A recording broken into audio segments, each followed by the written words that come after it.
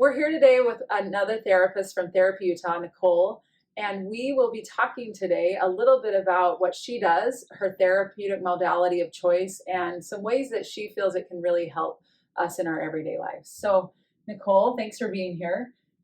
Tell me a little bit about yourself, first of all. Yeah, so my name is Nicole von Niederhausen.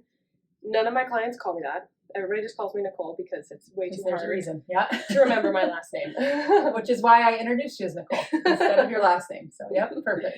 So, right, we kind of jump right to that. As far as myself as a therapist, I value a lot of my clients' words, and I want to make sure that my clients feel very heard and seen before we jump into any shifting and trying to change and work on what they're going through. Because I feel like I love the saying that people don't care how much you know until they know how much you care. And I feel like that really resonates with me. So I try to spend some time helping my clients really feel like I care. I love that. And when you feel like they know you care, then you can start really diving into things. Yeah, is that right? Exactly. Good. I love that idea. And I couldn't agree more that when you feel seen and heard, it changes.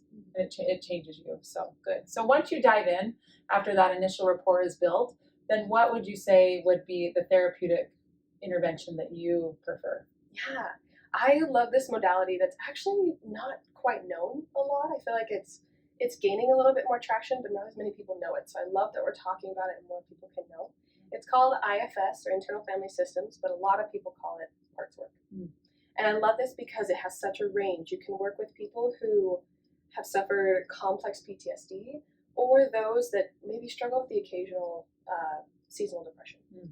Nice. So really, the range, it's a really broad range. Good. So why don't you tell me, because seasonal depression, I feel like is a hot topic. It's something that we're coming into winter, people might be dealing with. Tell me what that would look like in an IFS session, or how would it help somebody that's experiencing some seasonal depression? Yeah, I love that. And I love how this model kind of applies itself to these different areas.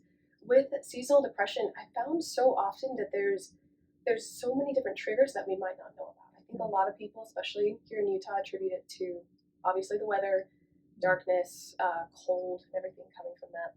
But there's also a lot with holidays, right? The grief that comes from having a holiday, maybe someone not there, or shifts in the family. It can sometimes be with burnout. Feeling like, well, winter is going so long, I'm just feeling so much.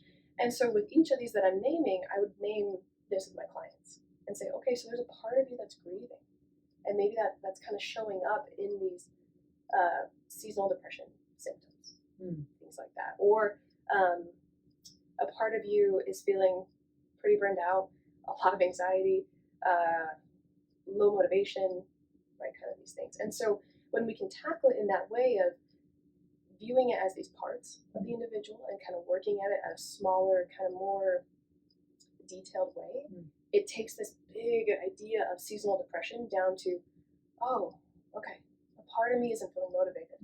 I can work on that. Nice. So it feels a little bit more manageable for somebody to actually just say this was a part of me as opposed to all of me, and this is forever and ever, right? Absolutely. Really great. Well, I really appreciate that and look forward to hearing how it has helped people with seasonal depression and how IFS is really an awesome tool and intervention to use to help people with that. So thanks for explaining that to us. And yeah, thank you. Yeah.